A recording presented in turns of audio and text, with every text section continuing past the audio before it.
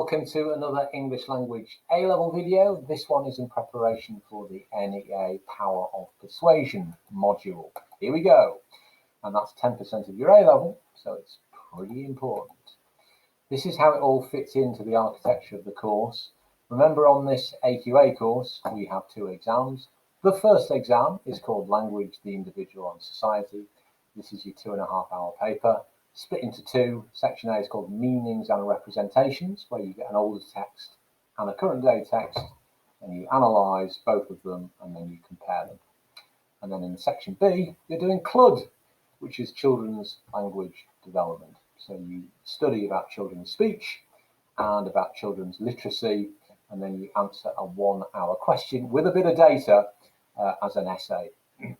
That's 40% of your A-level. Now your paper 2 is called Language, Diversity and Change, and your section A is an either-or question. Now you don't have data on this, so you choose to either write language diversity topic or about language change. And then in your section B, you've got your language discourses, where you're given 2 pieces of journalism.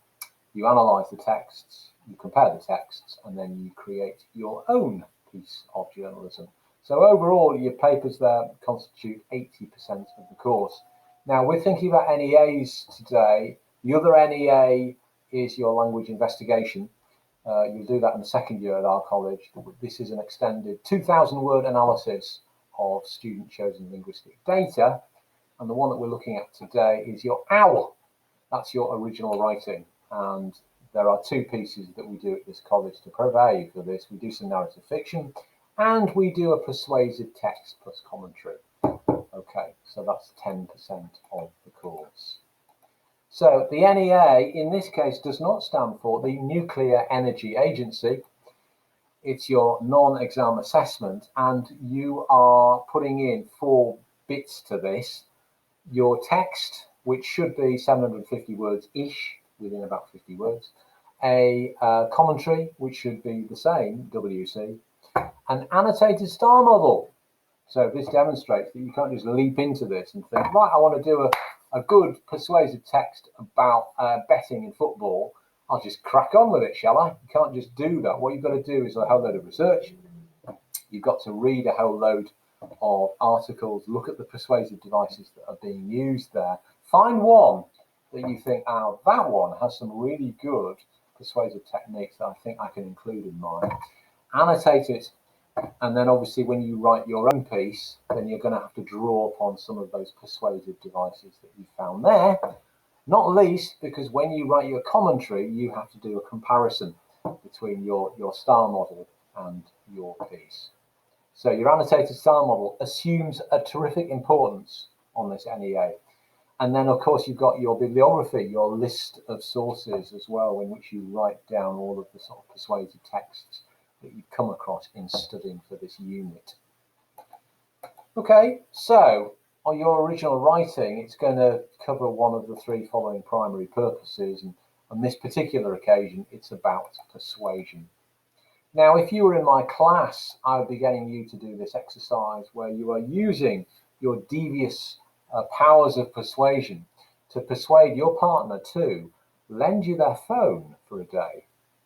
Like anybody's going to do that. Do your homework for you. Not a bad idea. And don't do today's English language lesson. No, but instead, okay, and then I'll be getting you to think about the persuasive devices that you use. Now, if we're thinking about persuasive devices, there is a good list in the AQA textbook, by which I mean that one, on page 266, bottom of. Here they are: abstract nouns, anaphora, antithesis, euphemism, hyperbole, litotes, metaphor, polysyndeton, triadic structures, statistics, phonological devices, variety in sentences, pronoun usage, all good rhetorical devices. Let's have a talk about some of them. Abstract nouns. Abstract, I mean, obviously, if something is abstract, it cannot be touched or seen, and public speakers often use abstract nouns to give you a sort of broad kind of ideas. Words like opportunity, for example, or success, These are abstract nouns. Politicians often use abstract nouns because they don't necessarily want to be tied down to particular promises where they've said, yes, we will have reduced unemployment by 1% by March of next year. They don't necessarily want to say that. So what they're going to deal with is abstract nouns instead. So abstract nouns are important parts of rhetoric, as are anaphora, which is, according to the AQA textbook, successive clauses beginning with the same word or sets of words. We will fight them on the beaches. We will fight them on the landing grounds. We shall, etc., etc. So there's Winston Churchill doing anaphora, where he's beginning consecutive sentences with the same clauses. And then you've got antithesis. Now, antithesis just means contrasts drawn between two opposing concepts or ideas. It's a fight, a battle between good and evil. So in this case, good and evil are antithetical abstract adjectives. What else have we got? We've got euphemisms. So euphemism, something unpleasant or vulgar that might be described in less unpleasant terms. Often in certain semantic fields, public speakers might use euphemistic language. In the military, for example, or in business, if you don't necessarily want to be showing that you've sacked a whole load of people, or in the army, if you don't want to say that there were regrettably, some casualties, then you might want to be using euphemistic language. Hyperbole is exaggeration. And the opposite of hyperbole is litotes. So litotes is a form of understatement. And what you do is you negate the negative. So if I said, well, that film wasn't too shabby, would be an example of litotes. It's understatement. It's kind of like the opposite of hyperbole, isn't it? Metaphor. We all know what metaphor is. Describing something in terms of something else. If we said that the English language A-level is the jewel in the crown of the qualifications of the AQA, I would be using a metaphorical expression. We have another interesting one here, which is polysyndeton. This is where you add clause upon clause with the use of coordinating connectives. Words like and or so. Okay, so we will be successful in the future, and we will move forward, and we will do this, and we will do that. Polysyndeton. We have triadic structures, which are your common or garden lists of 3. We have stats. Obviously, if you're making speeches, you may well be quite subjective and opinionative in the points that you're putting forward, and therefore you're wanting to underscore your points with stats in order to show that this is objective reality that you're talking about. It's not just opinion.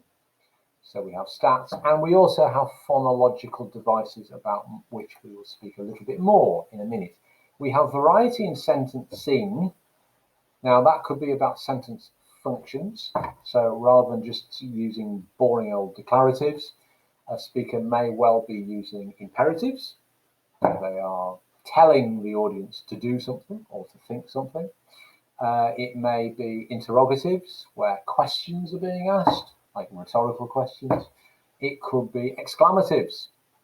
So speakers often use a variety in different sentence functions. They also maybe vary their sentence lengths, so very short sentences as opposed to very long sentences, or vary things like sentence type, like simple, compound, complex, or minor sentences. So look out for sentence variation. Look out also for variation in pronouns. Pronouns can be tremendously useful as persuasive devices.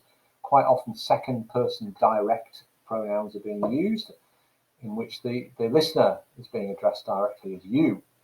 But also quite often speakers use first-person singular pronouns like I, me, my to give an anecdotal, personalised kind of message, or first-person plural pronouns like we, us, and our to give a sense of something inclusive or collective. These are all good, solid, persuasive techniques which you will find explained in the textbook on page 266. You will also find these as well, these sentences, and what you have to do is link the persuasive device to the sentence. Some of them apply to more than one. We need jobs. We need better housing. We need proper infrastructure. Now, this is your good old triadic structure, this triplet, this list of three. And when you have a list like this, it gives a sense of abundance. If you think about it, it's the shortest possible form of a list. So these triplets, these triadic structures, they're often used in speeches, and they can be attractive to the ear because of harmonic rhythm. Notice also in this one, you've got this syntactical repetition. So here you've got the repetition of the subject-verb combo at the start of each clause. Let's take a look at some other of these sentences which we're thrown to. It's basically a choice between progression and stagnation. 3, there are millions of similar schemes that under the previous government were highly successful. 4, the issue is not without its minor problems. 5, the opportunity is a cash cow for the local economy. 6, think about the benefits of job creation in the local economy. And 7, the houses will provide long-term work opportunities for builders and engineers and salespeople and the local community. Did you identify the rhetorical devices that are being used? Did you notice here that we've got antithesis between two abstract nouns, progression and stagnation? You know, a complicated issue has been broken down into two binary simplistic opposites. Number 3, there are millions of similar schemes. This is clearly hyperbolic. So we've got hyperbole that's being used here. There's probably only about 4 of these schemes. Millions, exaggeration. And that's the opposite of number 4, which is litotes. So we've got the negating of a negative. It's a kind of understatement here. So the person here is acknowledging that there may be some teeny weeny little problems with their plan, not without its minor problems. Number 5 is clearly metaphorical because we have the cash cow being used as a noun phrase. So here suggesting something that will be very beneficial in terms of profit, but with very little effort.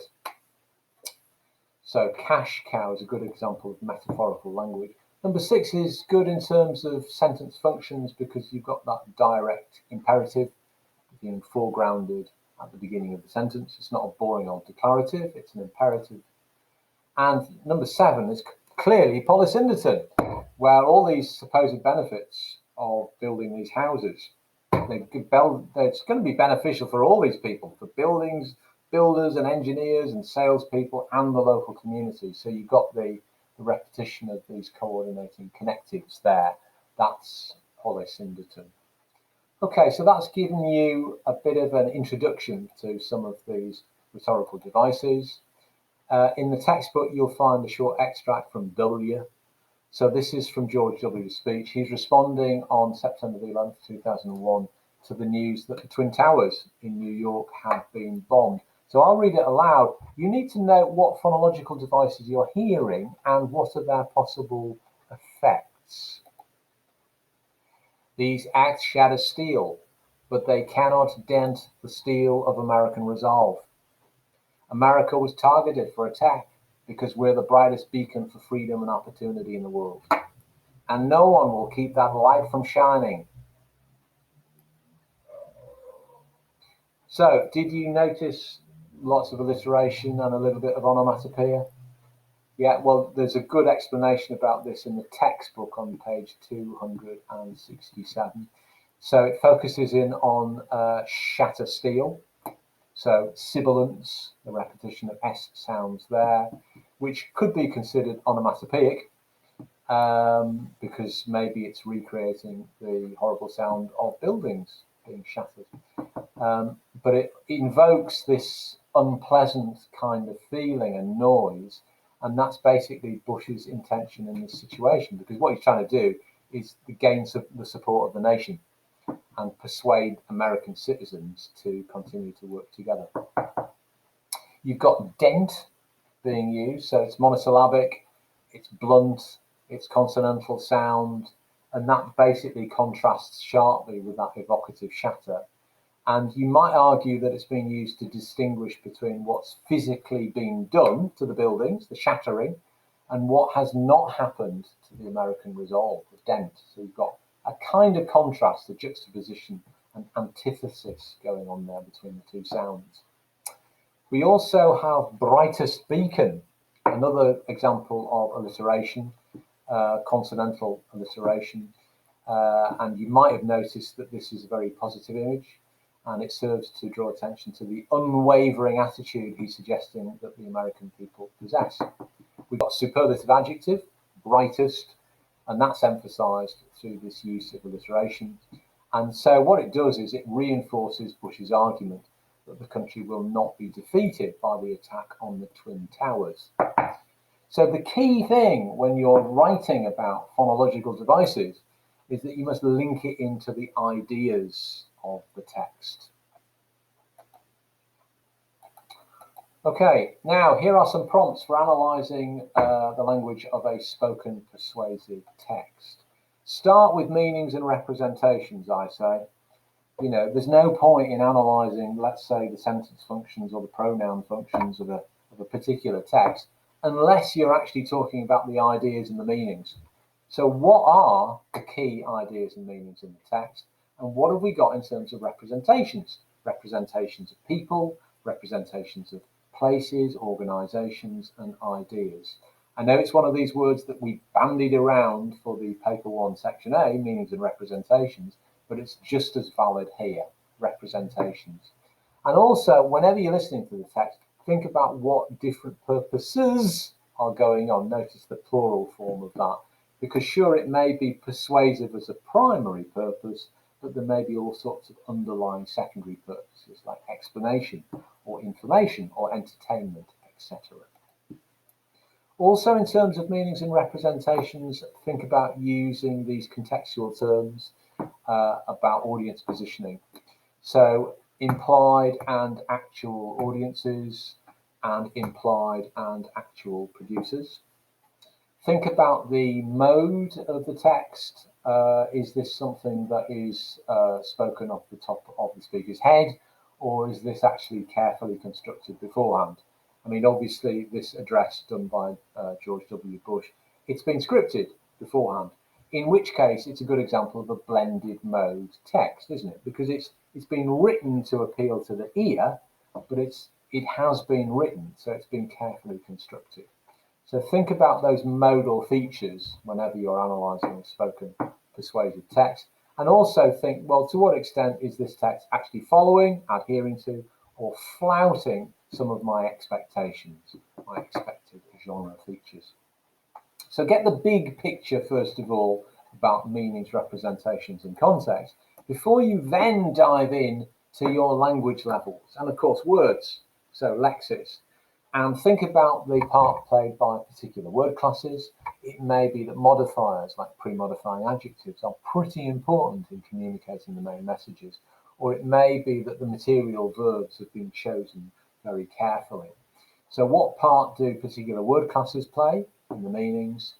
Think also about semantic fields. So, and again, this might be where you've got a primary semantic field of something, but you've got a secondary underlying semantic field too. Use words like collocations and connotations. Think about the connotations, the associative meanings that go alongside particular words. It may well be that you have euphemistic uses of language.